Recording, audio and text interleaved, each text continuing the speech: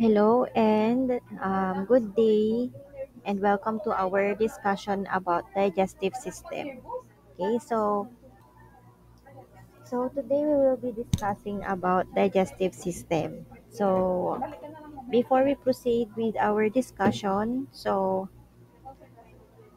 I want to show you yung lesson objectives natin. So first we have kailangan yung student is list and ma-describe niya yung functional anatomy ng organs ng digestive system and also ano yung mga accessory organs ng ating digestive system.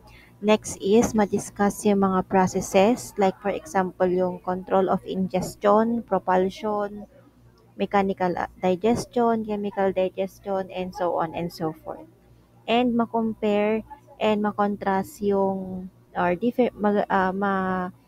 ma-identify natin yung difference and similarities ng three macronutrients. So, very familiar na kayo sa digestive system kasi elementary pa lang dinidiscuss na to. But bigyan ko lang kayo ng quick overview what is digestive system. So, digestive system are group of organs na nagtutulungan sila to work together para ma-digest at ma-absorb yung mga nutrients sa mga kinakain natin. So, digestion is a complicated process. Merong mga conditions and disorders na pwedeng mag-come up kapag ka na-interrupt or nagkaroon tayo ng problema sa digestive system natin. So, pag inalam natin yung kung paano nagwo-work ang digestive system, makakatulong to para ah, ma-maintain natin yung healthy diet and kung kailan tayo dapat kumuha ng or mag-consult when it comes to medical care. So, si digestive system, siya yung nagbe-breakdown, nag-absorb ng nutrients doon sa mga pagkain and liquids na kinokonsume natin. So, si digestive system siya ang bahala sa food waste. So, yung mga leftover or hindi na digest na food, nagiging poop siya or stool or feces. Okay?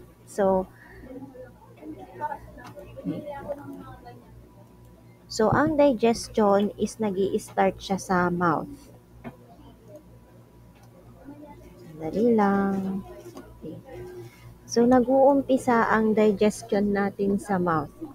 So si mouth, siya ang nag-i-initiate ng digestion by mechanically breaking down food and chemically digesting starches. Mechanically kasi ngumunguya, chemically dahil mayroong mga acids na makikita sa stomach natin. So, chemically digesting starches and fats. So, through saliva enzymes. So, sa tulong yan ng ating laway. So, siya din yung mouth, makikita natin yung teeth, yung tongue, wherein ang role is matikman natin yung pagkain. Yan. And also, malunok natin siya papunta sa esophagus for further digestion. So, si mouth is siya yung gateway or siya yung unang organ sa digestive system. So, siya yung magi-start ng complex process na magko-convert ng food into energy and nutrients para sa ating body. Okay, so next we have the pharynx. So, si pharynx, ang tawag din sa kanya is throat.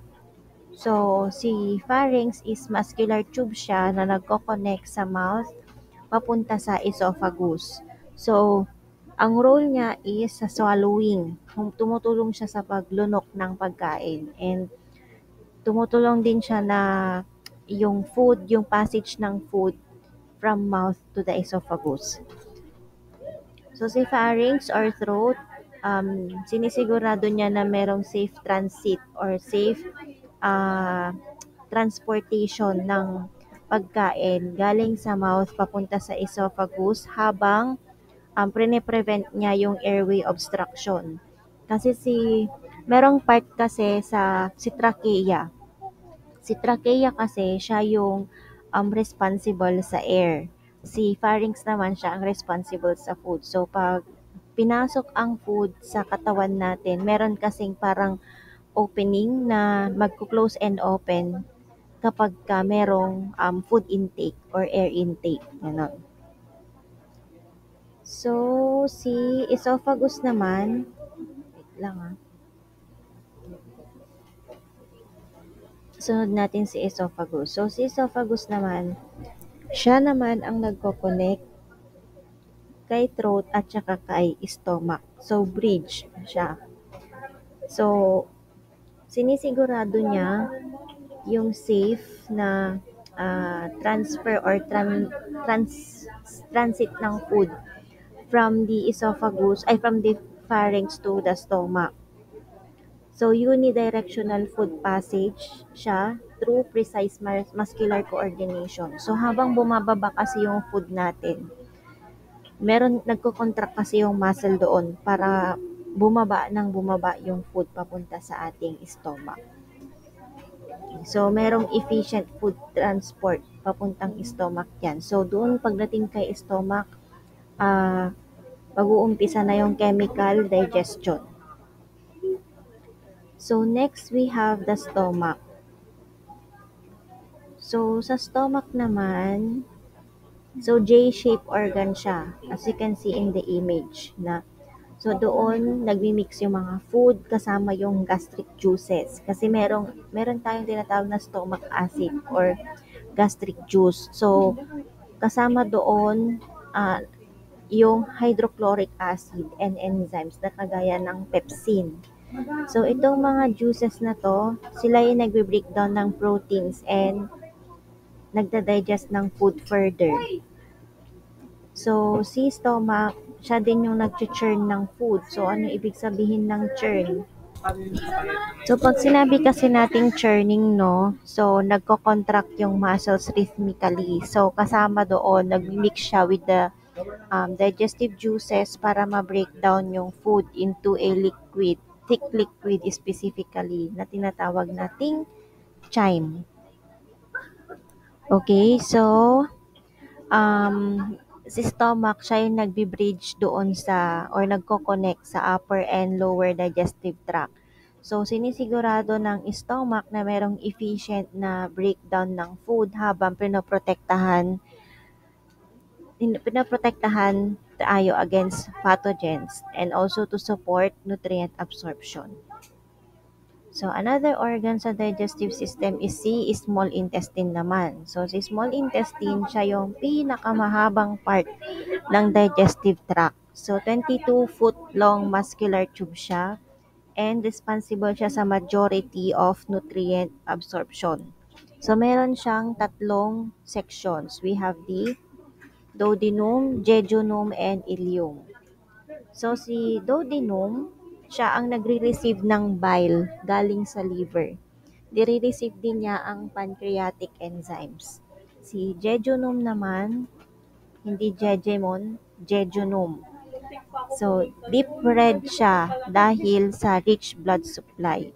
And siya ang nag-absorb ng sugar, amino acids, and fatty acids. Si ileum naman, siya yung nag-absorb ng vitamin B12 and bile acids. So, next organ sa ating digestive system is si large intestine or tinatawag din siyang colon. So, si large intestine is, huwag maingay. Okay, so si large intestine naman, so siya na yung pinakalas na section or segment ng ating digestive tract. So, responsible si large intestine sa water absorption, electrolyte balance, and fecal formation. And meron siyang apat na region. We have the ascending colon, transverse colon, descending colon, and sigmoid colon. So, si ascending colon is siya yung nag-absorb ng water, electrolytes, and nutrients. While si transverse colon naman, siya yung primary site for water and salt absorption. So, sila yung sumisipsip ng water and salt kasama ni ascending colon. While si descending colon naman, doon na i-store yung stool temporarily and nina-absorb din niya yung natitira pang water na hindi na-absorb ng ascending and transverse colon. Pati na rin yung remaining electrolytes na hindi na-absorb ng ascending and transverse, si descending colon ang mag-absorb. And also, si descending colon, siya ang nagpa-finalize ng stool consistency. So, stool consistency, magiging ano ba siya, basa yung stool or magiging sakto lang, saktong malambot, saktong matigas or matigas, ganun. And descending colon din ang nagsisecrete ng mucus para malubricate yung ating intestinal lining. So, si sigmoid colon, siya ay nagko-compact ng stool. So, papaano niya ginagawa yun yung pagko-compact ng stool? So, pag sinabi kasi nating compact stool, yung shape ng feces, yung poop. So, sa sigmoid colon din, siya yung nag-i-store ng feces or nung stool natin hanggang ma-defecate natin mailabas natin yung feces sa katawan natin. So, meron ding mucus secretion sa sigmoid colon wherein nare-reduce yung friction kapag dumadaan yung stool. Di ba pag nagpupup tayo minsan mahirap siyang ilabas kasi parang dry. So, merong nilalabas na lubricant si sigmoid colon para mas madaling mag-poop. Okay, so next we have, proceed tayo sa other parts ng large intestine. We have the cecum, rectum, and anal canal. So si cecum, siya yung initial segment or first section ng large intestine. So pouch-like siya na structure na nagre-receive ng undigested material or food galing sa small intestine. So, doon din makikita si appendix sa cecum. So, next we have the rectum. So, si rectum naman, siya yung last segment ng large intestine wherein siya ang nagsaserve as temporary reservoir or storage ng ating feces bago expulsion, bago yung success. Yan.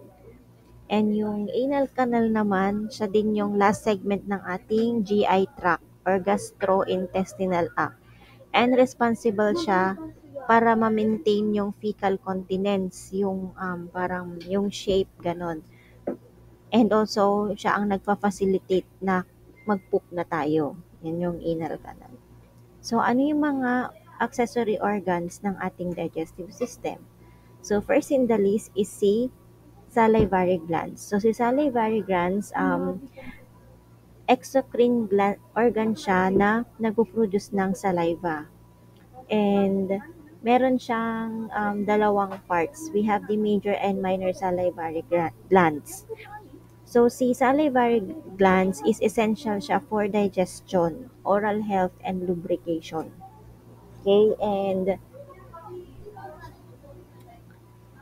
sa types of salivary glands, meron tayong 3 pairs ng major glands. We have the parotid, submandibular, and sublingual glands. While sa minor glands, we have lubrication and mucosal protection. So sa major salivary glands, nagda-digest tayo ng enzyme production. So next sa accessory glands, we have the liver. Liver or atay in Tagalog. So, siya yung pinakamaliking organ sa ating body and nagpe-perform siya ng iba't ibang function sa ating digestive system. So, si liver, tuloy-tuloy yan gumagawa ng bile. So, si bile is fluid na tumutulong sa pag-breakdown ng fat sa ating small intestine and usually yellow siya. So, it also aids sa fat digestion and nutrient absorption. Pinaprocess din niya yung toxins and tinatanggal yung mga toxin na yon sa ating blood. So, si liver, nagke-create kasi yan ng substance na necessary for blood clotting. Di ba na-explain ko to nung circulatory system? Partner sila ni spleen. Yon.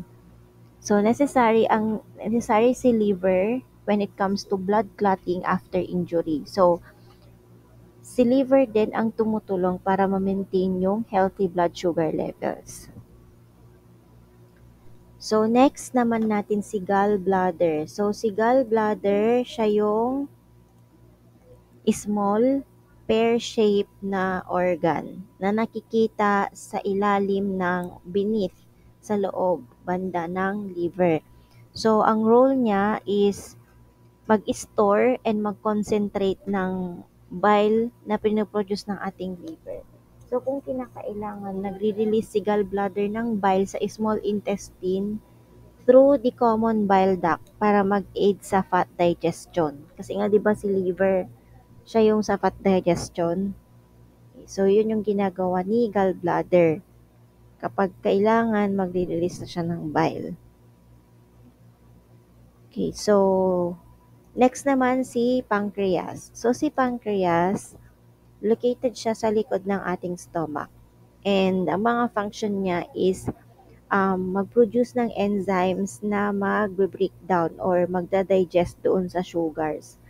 So, yung pag-breakdown ng sugar, we have the disaccharides, monosaccharides, ganyan. So, bini-breakdown niya yun para ma-distribute yung nutrients sa ibang part ng katawan natin.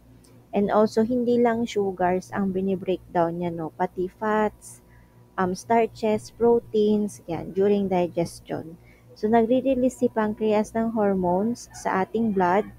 And then, itong blood na to, I mean, itong hormone na to or tinatawag nating chemical messengers is tumutulong siyang ma-regulate or ma-normalize yung ating blood sugar levels. Also, ma-stimulate yung stomach acids and makontrol yung appetite and stomach emptying. So, si pancreas, nagpo-produce din siya ng insulin and glucagon to help regulate blood sugar levels. So, yung mga taong diabetic, no, 'di ba, yung iba nag-i-inject ng insulin kasi nga kulang. So, kung mapapansin nyo, ang taong diabetic is merong connection when it comes to, anong tawag nito? Okay, so sorry na interrupt ang aking discussion. So, yung mga taong merong diabetes is meron silang problema when it comes to regulation ng kanilang blood sugar levels. Kasi nga 'di ba, hindi nakaka-produce ng insulin yung pancreas nila. So may mga taong diabetic na hindi nakukuha sa tabletas yung pagtitik nila ng insulin. Like si Gary V. I think dali, diabetes 2 ata yun, si Gary V. So, kailangan niyang i-inject yung insulin sa katawan niya. Ano, it's type 1 diabetes, si Gary Valenciano. Okay, so, wait lang. So, next we have digestive process. So, sa digestive process, tatlo yung, I mean, 1, 2, 3, 4, 5. So, we have 6 process sa pag digest ng food.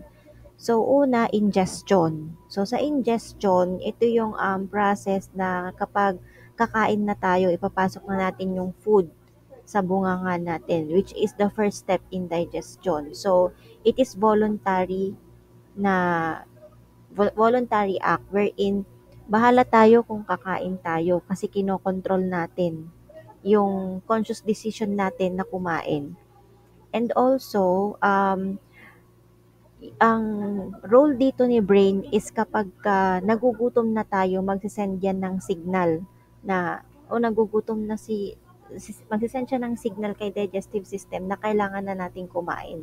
So, doon mararamdaman natin yung hunger, yung amoy ng pagkain, and yung pag nakakita tayo ng food. So, next, si propulsion. So, si propulsion naman is yung movement ng food from the mouth papunta sa esophagus. So, meron tayong tinatawag na peristalsis, wherein si peristalsis, involuntary process siya or involuntary movement. So, pag sinabi nating involuntary, hindi natin siya kontrolado. So, nire-regulate siya ni ANS or ni autonomic nervous system. So, smooth muscle lining yan sa ating digestive tract na nagko-contract rhythmically and ipupush niya yung food pababa. So, sinisigurado ni peristalsis na merong unidirectional movement yung food, yung waste, and yung bodily fluids through synchronized. Pag sinabing synchronized, maayos, sabay-sabay, yan. Synchronized muscle contractions. So, sa propulsion, doon nakikita yung efficiency ng digestion, yung nutrient absorption, and waste elimination. Next in the list is C, mechanical digestion. So, pag mechanical digestion, kagaya ng sinabi ko kanina sa introduction ng topic natin, mechanical digestion involved dyan yung pag-chew or pagnguya ng pagkain, wherein breakdown na natin yung food into smaller pieces. So, mag-uumpisa sa food, then dudurugin yan ni teeth. Okay, and after that, kapag nadurog na siya, mas madali na yung digestion doon sa ating stomach. Magmi-mix na dyan yung gastric juices. So, chewing is voluntary. So, bahala tayo kung ngunguya tayo or hindi. Hindi mo naman pwedeng nguyain ang liquid. So, it is voluntary. And it is controlled by conscious effort. So, aware tayo na kapag ngunguya tayo, gising tayo. Wala namang ngumunguya ng tulog. So, yun yung conscious effort. And while stomach churning or yung pagda-digest ng food sa ating stomach is involuntary, hindi natin siya control. And since it is involuntary, it is regulated by autonomic nervous system. Okay? So, sa chemical digestion naman, chemical digestion, from the word itself, chemical, so yung nagkakaroon doon ng breakdown ng food molecules, paliit ng palit into smaller units na i-absorb na ng katawan natin. So, involved dito yung action ng enzymes, mga para ma-speed up yung chemical reaction. So, yung mga gastric juices, that is an example of chemical digestion. So, involuntary din ang chemical digestion and nare-regulate ng hormones and ng ating nervous system. So, magre-release ang nervous system natin ng enzymes galing sa salivary glands papunta sa ating stomach, sa pancreas, and small intestine. And it is timed and controlled. So, bahala na dyan si nervous system kasi nga hindi natin alam ano nangyayari sa loob. Though si brain, siya yung ating central, kumbaga, siya yung main na CPU natin, kumbaga sa computer. Ganun. So, bahala na siya kung anong mangyayari sa pagbe-breakdown ng food molecules into smaller units bago i-deliver sa iba't ibang parte ng katawan natin. Okay, so sa absorption, sisipsipin na. Ayan. So, after ma-breakdown from food molecules into smaller units, i-absorb na siya ng katawan natin. So, yung movement ng digested nutrients ng water and electrolytes galing sa digestive tract papunta sa bloodstream is kagagawan niyan ng digestive process na absorption. So, primarily, nangyayari siya sa small intestine. So, si absorption is passive. So, pag sinabi nating passive, parang involuntary siya. Hindi natin siya kontrolado. And, after kasi ma-breakdown yung food molecules, i-deliver yan sa iba't ibang parts ng katawan natin. For example, sino ba? For example, kailangan ni blood ng iron, ganun. So, pagka na-breakdown yung food molecules into smaller units, yung mga iron doon mapupunta kay blood. Parang ganun. Yung hindi naman totally lahat ng iron, kumbaga sa iba't ibang parts ng katawan natin. So, Hindi natin nakokontrol kung gaano kadami ang kailangan na i-absorb ng isang organ. So, kaya siya tinawag na passive. So, however, yung digestive system natin, nagre-regulate siya ng absorption ng certain nutrients through active transport mechanism. So, merong active, merong passive. So, sa defecation is pagpupuk, ilalabas na natin yung mga undigested na food residue or mga tira-tira, hindi na digest ng ating tiyan. Hindi lang food, pati water, yung mga bacteria, lalabas yan sa katawan natin. And nangyayari siya sa rectum and anus. So, si defecation is pwedeng voluntary, pwedeng involuntary. So, sinabi natin na voluntary siya kasi minsan may time na pinipilit nating umiri.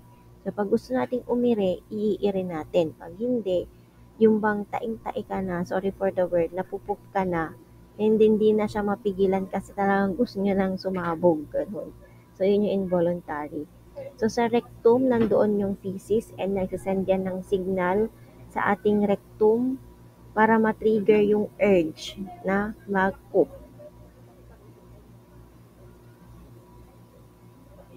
So, let's proceed with the three macronutrients. So, una is si carbohydrates. So, ano yung mga carbohydrates-rich food? Kanin, yan, tinapay. Okay, so, pag pumasok si carbohydrate sa ating mouth, doon na mangyayari, magsisimula yung pag-breakdown ng mga starches into simpler sugars. So, ano yung mga simpler sugars? Si monosaccharides, disaccharides, polysaccharides. Ayan.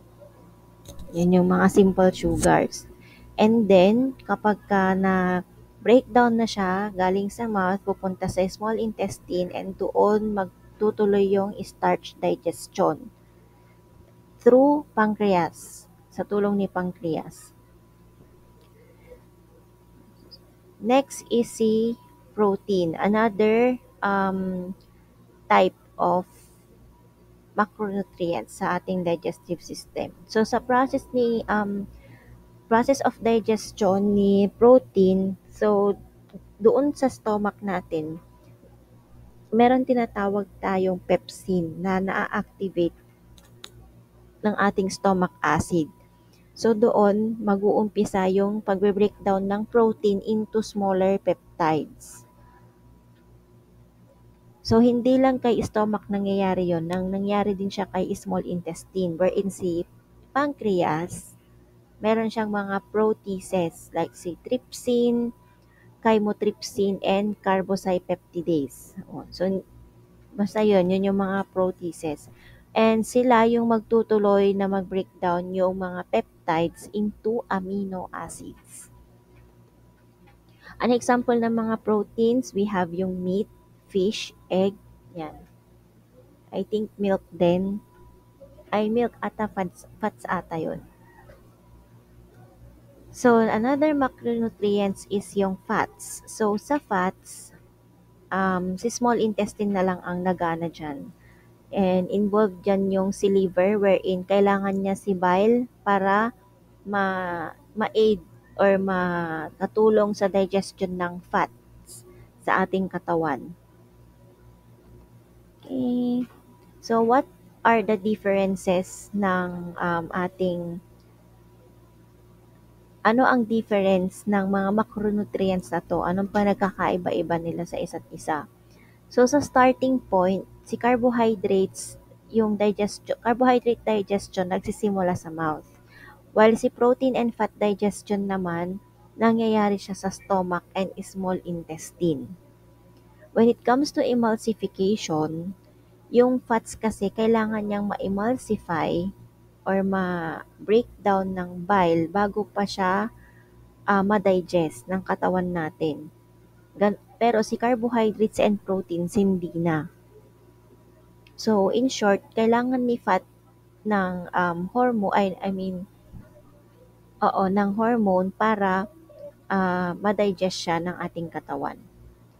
So, sa enzyme variety naman, may marami tayong iba't ibang klase ng enzymes na involved sa digestion. So, kada macronutrient is merong enzyme. Pero, iba-iba sila ng target at ng role. For example, yung enzyme ni fats. So,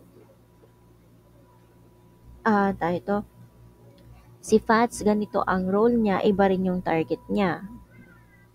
Kagaya ng sinabi ko kanina sa iron. So, si iron, kailangan yun sa blood. So, iba din yung magiging role niya sa blood. Kailangan din ng iron sa heart. Mga ganun. So, iba din yung gagawin ni iron doon. And iba din yung magiging contribution ng iron sa ibang parts ng ating katawan. So, sa absorption naman, kagaya ng sinabi ko kanina, yung simple sugars, monosaccharides, amino acids, and fatty acids, inaabsorb na siya sa ating bloodstream sa pamamagitan ng small intestine. So, kung meron tayong differences, meron din tayong similarities. So, sa similarities, lahat ng enzymes, lahat ng macronutrients, kailangan ng enzymes para ma-kompleto yung breakdown into smaller units na pwede nang i-absorb ng ating katawan. So, ano ang role ni small intestine? Siya yung primary site para sa final stages ng digestion and absorption ng tatlong macronutrients. Okay, so thank you very much for listening sa ating topic about digestive system. So, see you sa ating next class.